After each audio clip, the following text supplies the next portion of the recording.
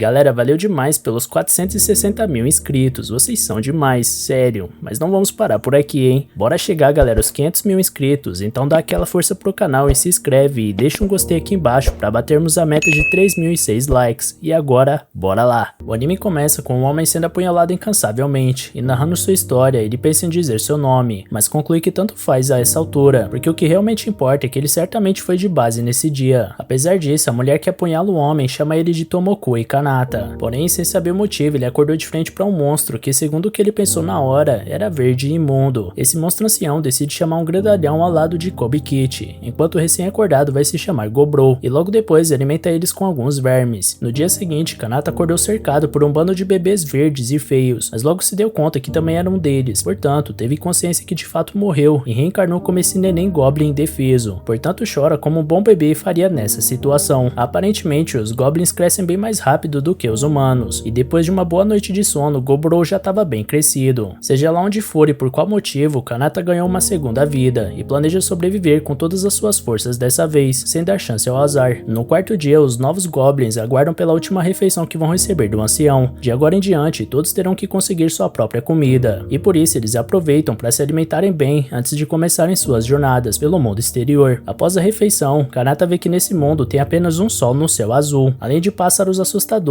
e plantas que ele nunca viu antes, sendo esse mundo bem diferente do que ele conhecia. Kobe Kit comenta que é a sua primeira vez do lado de fora e parece desnorteado, e Kanata, que agora é Gobro, se apresenta para o companheiro, que parecia nem saber o próprio nome. Gobro se aproximou do Goblin mais alto do novo grupo para ter uma boa dupla de caça, e logo os dois tinham desenvolvido estratégias para não passarem fome no mundo real. Apesar disso, Kobe Kit parecia ter alguns parafusos a menos e de vez em quando fazia algumas burradas sem sentido, como tentar comer a presa sozinho, então seu amigo precisava corrigir suas atitudes com pouca delicadeza. Depois de ensinar uma lição de companheirismo pro grandão, Gobro examinou o chifre do coelho para ver se podia fazer uma arma com ele, e uma estranha visão indica o item que ele adquiriu, mas como seu parceiro estava babando de fome, ele resolve ignorar a visão e pular direto pro almoço para recuperar suas energias junto do novo amigo. No quinto dia, a dupla começa a usar o chifre para aprimorar a eficácia das suas caçadas, e em determinado momento eles encontram um chifre ainda maior do que eles estavam usando, e novamente uma visão invade a mente de Gobro, avisando que dessa vez ele conseguiu um chifre de tamanho médio. O Goblin fica intrigado com essas visões estranhas, e durante a refeição, mais uma vez ele recebe um aviso, agora dizendo que ele aprendeu a habilidade evasão. Diante desse alerta de nova habilidade, o Goblin acaba se lembrando de uma intensa guerra na sua vida passada, e nela ele menciona que possui uma raríssima habilidade de absorção naquela época. Com essa técnica ele podia comer praticamente qualquer coisa, como ferro, ouro ou veneno, e adquirir as características de tudo que come. Infelizmente, Takana perdeu todas as habilidades que tinha na vida passada, mas tirou a sorte grande por ter mantido a absorção, porque nesse mundo desconhecido, certamente criaturas extremamente perigosas estão à espreita, e esse poder vai ser um ótimo aliado. No sexto dia, uma Goblin chamada Gobimi se apresenta e comenta com os dois caçadores que é incrível eles estarem comendo um chifre de coelho, porque um garoto morreu ontem depois de levar uma chifrada de um bicho desses. Em seguida, ela reconhece Gobro e ressalta o quanto ele é lindo, forte e inteligente. Kobe Kit pergunta se ele também é, porém a garota responde que ele é normal, sem tirar os olhos do seu objeto de desejo. Diante disso, Gobro fica visivelmente constrangido com o comportamento da garota, mas ainda assim decide chamar ela para participar da caçada de amanhã, uma proposta que ela aceita com entusiasmo. No sétimo dia, como estava chovendo, eles resolveram adiar a caça para o dia seguinte, então Gobro aproveita para checar os itens guardados para ver se dava para fazer uma nova arma. Quando entrou no depósito e separou algumas ferramentas, ele viu um grupo de mulheres humanas presas, e mesmo que soubesse o motivo delas estarem ali, preferiu não pensar nisso. Nessa hora, o Goblin ancião se aproxima e Gobro revela que seu nome é Gobiji, o ser mais velho dessa caverna. Gobiji diz que Gobro pode subir de nível mais rápido que o normal, mas como o jovem não fazia ideia do que estava sendo dito, o ancião ensina ele a verificar seu nível cutucando a própria cabeça. Então ele descobre que está no nível 86. Segundo o velho, quando atingir o nível 100, Gobro poderá evoluir para uma forma de vida mais avançada, apesar de que só um entre dezenas de Goblins consegue alcançar esse patamar na grande maioria das vezes. Pensando sozinho, Gobro reflete que os Goblins crescem tão rápido que esse ancião tem apenas 20 e poucos anos, enquanto Gobiji anuncia que os jovens da aldeia vão voltar em breve. Por isso o garoto vai ter a chance de ver um Hobgoblin evoluído e o tipo de presa que eles caçam. No oitavo dia, Gobimi se junta ao grupo e fica encarregada de ser a unidade de apoio, enquanto Gobro luta a média distância e Kobe Kit é o atacante na linha de frente. A formação de 3 Goblins estava funcionando perfeitamente, e logo o time estava empilhando presas para suas refeições diárias. Emocionada, Gobimi comenta que fazia muito tempo tempo que ela só comia frutas, e agora pode finalmente se alimentar de carne. Nesse instante, Gobro consegue as habilidades de veneno, resistência ao veneno, mal olhado e termografia. Então percebe que essa cobra que caçou era de um nível bem mais alto que o dele. Gobikid pede para comer a cabeça da serpente, porém Gobro avisa que ele morreria pelo veneno, então faz as honras ele mesmo. No 9º e 10º dia eles fizeram suas caçadas habituais, até que no 11º dia eles cometeram o erro de explorar uma caverna misteriosa por curiosidade. Quando chegaram lá dentro, uma revoada de morcegos atacou os goblins, então Gobro definiu uma estratégia de última hora, mandando Gobimi correr na frente enquanto Gobikid abriu o escudo para se defender dos animais. Protegidos, os dois sustentam sua posição até o líder dos goblins usar sua habilidade mal olhado, que paralisa os morcegos e tornam eles presas fáceis. Ao devorar suas presas, Gobro ganha as habilidades Ecolocalização, Vampirismo e Vampiridão. Nesse meio tempo, outro bando de goblins observava o grupo se esbaldando, enquanto eles mesmos morriam de fome, e um presságio se estabelecia na comunidade. No 12º dia, bem tarde da noite, esses goblins esfomeados se juntam para acabar com Gobro, mas como a percepção dele vive ativa até durante o sono, ele consegue notar a ameaça e reagir antes do pior, lidando com 6 agressores sozinho, já que Gobikid tá no 7º sono. Um deles, depois de ser cortado pelo chifre, morre alguns segundos depois por causa do veneno, e Gobro planeja punir o resto. Então a Gobimi, que estava logo atrás, ensina uma lição para os malfeitores. No 13º dia, o trio tinha desenvolvido equipamentos e táticas complexas ao ponto de caçar criaturas temidas por todos, como os orcs, sempre bastante entrosados e cientes da função de cada um nas caçadas. Mesmo quando Gobikid era derrubado na linha de frente, Gobimi estava sempre pronta com sua arma para suprir a retaguarda, enquanto Gobro, com seus chifres envenenados, era sempre uma ameaça considerável para a presa. Ao se alimentar da carne desse monstro, Gobro conquistou as habilidades Libido e Linguagem Orc, além da detectar e analisar. Preocupado com o ataque que sofreu na noite passada, o líder do trio convoca seus amigos para carregarem as presas de volta para a caverna e oferecerem a comida para os outros goblins, porque assim eles ganhariam o respeito da comunidade, além de promover uma boa ação e evitar futuros ataques surpresa. Enquanto os goblins se alimentam, Gobro reflete que jamais faria isso na sua vida passada, mas parece que algo mudou dentro dele ao chegar ali, e por causa dessa ação, ele dormia tranquilamente naquela noite, até receber a visão que atingiu o nível necessário para evoluir para Hobgoblin, e ser perguntado se queria mudar para essa forma mais avançada. Como na hora ele só tinha visto um monte de letras aleatórias e só queria voltar a dormir, o Goblin escolhe o sim, mesmo sem saber o que era. Com isso, ele recebeu a bênção do grande deus da conclusão e origem. No 14º dia, Gobro acorda com quase a mesma aparência que tinha antes de reencarnar, quando era Tomoko e Kanata. Por sua vez, Gobikid também tinha evoluído e consegue a proeza de ficar ainda mais alto. Vendo a conquista dos amigos, Gobimi se empolga com o tamanho e a força em que eles chegaram, e o próprio ancião Gobiji fica surpreso pelos dois terem evoluído com apenas um mês depois de terem nascido. Por causa do seu corpo desenvolvido e chamativo, o Goblin grandalhão quer testar sua nova potência, e por isso chama Gobro para 5 minutos de trocação sem perder a amizade. Durante a luta, Gobikid mostrava uma força muito acima da média, e ameaçava derrubar o adversário a qualquer momento com seus poderosos socos, porém Gobro contava com uma velocidade incrível para se livrar dos ataques e manter o rival na defensiva. Depois de um embate intenso, Gobro aproveita a lentidão do gigante para contra-atacar com uma rasteira que derruba o gigante, e determina o fim do embate. Após a luta, Gobro percebe de longe algum enorme problema chegando, e por isso pede para Gobimi voltar na caverna e buscar a besta que eles tinham fabricado. Enquanto isso, uma alcateia de lobos é atraída pela corrida de um bando de coelhos fugitivos, e depois de acabar com os pequenos animais, até um orc que estava pelo caminho acaba pagando com sua vida por estar no lugar errado na hora errada. Analisando a situação de longe, Gobro enxerga nessa alcateia o desafio ideal para testar sua força evoluída, então manda Gobimi ficar de tocaia com a besta e atirar no líder dos lobos com uma flecha envenenada, enquanto avança ao lado do Gobikid para a linha de frente. Sem o líder para organizar os ataques do bando, as feras ficaram desnorteadas e se tornaram alvos mais fáceis para a dupla de Hobgoblins, que acabaram com os animais em pouco tempo. Por último, o líder tenta levantar e se manter na luta, porém o veneno finalmente acaba com o lobo, que também vira mais uma presa do bando de monstros verdes. Diante da ingestão dessa nova presa, Gobro ganhou as habilidades Caça Selvagem, Armadura de Couro e Ordem. Depois disso, ele volta para a caverna e oferece a alcateia como refeição para os goblins mais vulneráveis, porém exige que eles devolvam a comida na mesma proporção do que comerem de agora em diante. Sem saber como fariam para caçar feras poderosas como lobos negros, os pequenos goblins pedem a ajuda do Hobgoblin, que promete ensinar a caça e manufatura de armas para aqueles que não souberem como se virar. Com isso, Gobro é exaltado pela comunidade e parece assumir a liderança dela aos poucos com seus atos, e ele presume que isso seja resultado da habilidade Ordem, que deu para ele uma visão do caminho que queria seguir nesse mundo. Agora, seu plano é comer e ficar forte ao ponto de conseguir atingir o objetivo principal na sua mente. No 17º dia, Gobro acorda o ancião Gobji para testemunhar uma tragédia que acabou de acontecer na caverna. Todas as mulheres humanas, talvez por terem perdido as esperanças em suas vidas, tomaram veneno ao mesmo tempo e morreram de forma serena durante o sono. Então os dois goblins preparam um funeral para elas. No 26º dia, Gobro tinha começado a treinar os goblins da sua geração, e a novato Gobue estava ficando atrás no treino de corrida. Ao mesmo tempo, o líder se alimentava de todos os inimigos promissores que podia encontrar para aprender novas habilidades. Tudo corria bem durante o treinamento, até que um grupo de goblins armados se aproxima dos alunos do Gobro, que saca suas espadas e vai ver o que está acontecendo. Porém, Gobji avisa que é apenas um grupo de incursões e que tá todo mundo do mesmo lado. Basicamente, esse grupo de incursões é formado pelos pais da geração do Gobro. Com a chegada do chefe Hobiken e seus comandados, muitos espólios importantes foram trazidos para a aldeia, como provisões, mantimentos e mais mulheres humanas. Como o DNA dos goblins é extremamente forte, o acasalamento com outras espécies ainda leva ao nascimento de goblins. Gobro entende a necessidade pela reprodução, mas não concorda com a forma como eles têm feito isso. Por isso, ele se aproxima do líder da incursão e pede para cuidar das humanas. Porém, o grandalhão não gosta dessa intrusão e desafia Gobro, causando uma tensão generalizada entre as forças da incursão e os subordinados do Gobro. Nesse momento, Hobisato e Hobisei, a maga, chegam e pedem para os dois se acalmarem, porque uma guerra interna seria muito cansativa a essa hora. Para resolver a situação, Hobisato sugere que os líderes de cada geração se enfrentem num duelo sem armas, e o vencedor pode decidir o que será feito em nome de toda a tribo. Hobiken, doido para ensinar uma lição pro moleque folgado, aceita a proposta, e Gobro também não se opõe. Sendo assim, em pouco tempo, o líder da incursão tinha sido derrotado sem dificuldade, e Gobji pergunta de onde o Goblin vencedor tirou essa corda. Gobro explica que esse tecido é produzido pelo corpo dele, como saliva. Por dentro, ele comemora o fato de ter comido aquela aranha demoníaca. Diante da grande performance, Hobisei confessa que o jovem Goblin tem potencial, enquanto Hobisato comemora o nascimento de alguém tão promissor na sua ausência. Com a vitória, Gobro agora se tornou líder da aldeia, e nenhum dos comandados do Hoboken se rebela contra essa decisão. Mais tarde, o novo líder dos Goblins reúne as humanas capturadas e anuncia que proibiu qualquer um de encostar nelas, e tampouco ele pretende fazer isso. Pelo contrário, Gobro vai cuidar de todas até devolver as mulheres para alguma cidade humana. Uma delas questiona o que elas têm que fazer em troca, e o Goblin revela que adoraria possuir o conhecimento humano que elas guardam. Como Gobro bem sabe, elas faziam parte de um grupo de comerciantes que foi atacado durante sua viagem pelos Goblins. Todos os homens foram mortos, restando apenas as mulheres, e talvez ele possa aprender uma coisa ou outra sobre os costumes dessa espécie. No 28º dia, o chefe da aldeia aparece para alimentar as prisioneiras, e aparentemente elas estavam lidando com a situação melhor do que ele imaginava. Gobro sempre tenta preparar refeições com os ingredientes dos espólios, para as humanas comerem algo que já estejam acostumadas, além de ser um meio de manter a sanidade delas no meio de todo esse estresse. Analisando a humanidade, ele percebe que eles não evoluem como os goblins, mas em troca tem uma grande variedade de ocupações. A garota mais quieta é uma avaliadora e ferreira, por exemplo. As gêmeas são uma cozinheira e a outra uma alfaiate. Já a garota de óculos diz ser uma alquimista. Por último, a ruiva corajosa que cumprimentou ele na chegada deveria ser uma guerreira novata, e Gobro acredita que ela poderia participar dos treinos no futuro. Por falar em treinamento, Gobro lidera mais um dia de prática, e muitos goblins estão exaustos com a filosofia de treino puxada do chefe da aldeia. Dois deles tentam crescer para cima das exigências do líder, mas logo são colocados no seu devido lugar à base da força. A ideia de Gobro é deixar a caça um pouco de lado para desenvolver outros exercícios em grupo, além de ensinar as regras que ele estabeleceu. No 31º dia, uma chuva cobriu o céu do lado de fora da caverna, enquanto Gobro e Gobikit travavam um duelo de treinamento bastante intenso, sob os olhares dos outros habitantes da aldeia, inclusive o ressentido Hobiken, que perdeu todo o seu prestígio após a derrota pro Gobro. Obviamente, o Hobgoblin orgulhoso não iria deixar isso barato, e junto de um grupo de outros goblins, eles se reúnem à noite para se aproveitarem das mulheres humanas que estão sob o cuidado do chefe. Entretanto, Gobro ouviu a conversa dos criminosos e conseguiu impedir um desastre a tempo, eliminando um dos goblins e impedindo o resto. Se dirigindo ao líder dos malfeitores, Gobro lembra que não faz muito tempo que deixou bem claro que as humanas não deveriam ser tocadas. Por sua vez, Hobiken responde que o moleque jamais entenderia o doce sabor de uma mulher, então Gobro desmaia ele com um chute. Em seguida, ele pede perdão por ter assustado as mulheres, e a ruiva chora de medo pelo que acabou de presenciar. Outros goblins chegam para ver o que tá pegando, e o chefe pede pro Gobikit arrastar os prisioneiros para fora, enquanto Gobimi deve acordar e reunir todo mundo para verem o que o líder tá prestes a fazer. Então, mesmo debaixo de chuva, o povo da aldeia se aglomera do lado de fora e observa Gobro espancar os criminosos sem piedade, mostrando um exemplo da importância de seguir as regras da tribo. Gobro parou de espancar os prisioneiros prisioneiros quando eles estavam a ponto de morrer,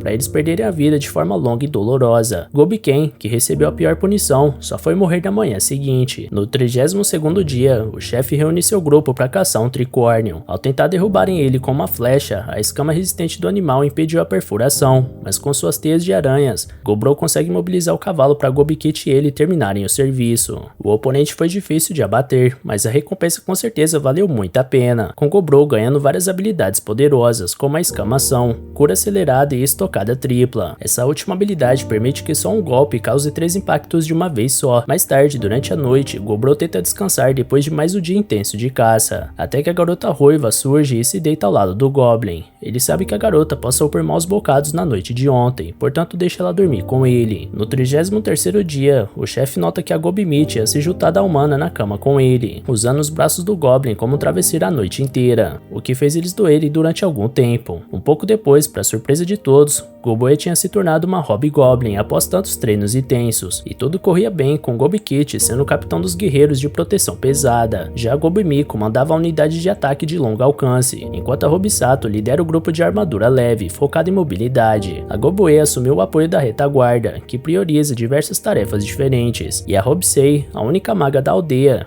iria atuar como capitã da força mágica, mas até agora não existem magos a serem treinados. Nesse dia, Gobro deixou os treinamentos a cargo dos capitães e viajou até as profundezas da floresta a fim de devorar uma boa variedade de presas. Durante sua jornada, ele encontra um tricórnio distraído às margens de um rio, então decide testar sua primeira magia de ataque contra o animal. Então ele invoca a fase 1 da magia da conclusão, Gaederg, e tira a cabeça do cavalo. Sendo sincero consigo mesmo, Gobro admite que ficou um pouco arrogante depois de conjurar seu primeiro feitiço.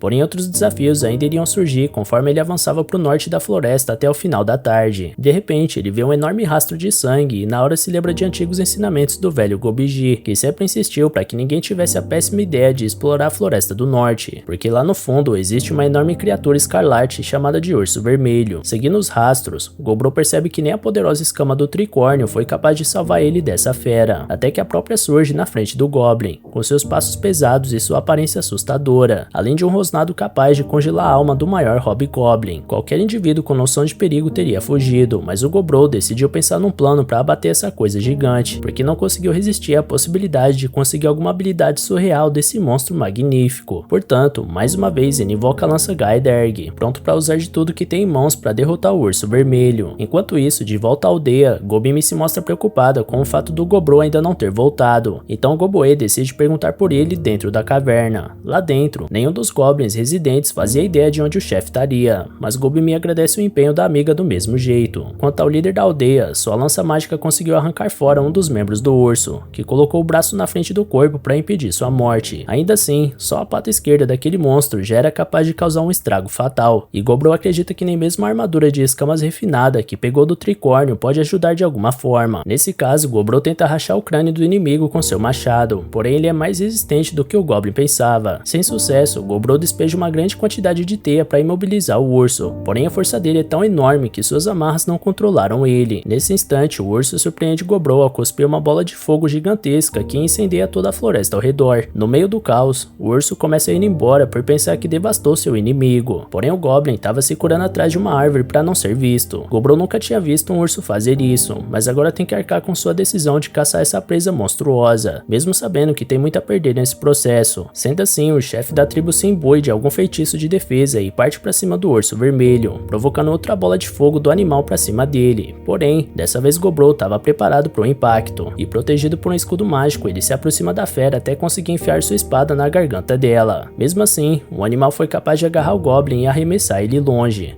causando um enorme dano. Pelo menos a lâmina cravada na boca da criatura impediria ela de cuspir fogo, e isso poderia ser o caminho para o Goblin conseguir a vitória. No entanto, o urso continua firme e forte na sua postura, enquanto Gobro acredita que pode morrer se levar outro golpe daquele. De toda forma, a fome que o Hobgoblin sente estava falando mais alto, então ele volta a desafiar o Urso Vermelho com seu machado de 2 mãos. No início, ele conseguia atingir o urso e escapar do revide com sua velocidade acima da média. Porém, em um confronto direto, o braço cortado do Gobro voa pela pela floresta repleto de sangue. No 34º dia, o início da manhã surge enquanto Gobro acorda do seu desmaio. Mesmo perdendo seu braço e com as garras do urso cravadas no seu peito, o Goblin tinha conseguido derrotar o animal, abatendo ele de uma vez por todas. Sem conseguir forças para se levantar, Gobro pega a pata da fera no seu peito e morde com dificuldade, conseguindo assim as habilidades dano pesado e força avassaladora. Com isso, ele acumulou pontos o bastante para evoluir para ogro, e enquanto perdia sua consciência mais uma vez, Gobro consegue escolher o sim. Ao retornar para a aldeia, todos olhavam espantados com o tamanho que Gobro tinha ficado. Apenas um mês depois de ter nascido, o Hobgoblin agora tinha derrotado o Senhor das Florestas do Norte e se tornado um ogro, sendo assim uma referência de liderança para a tribo.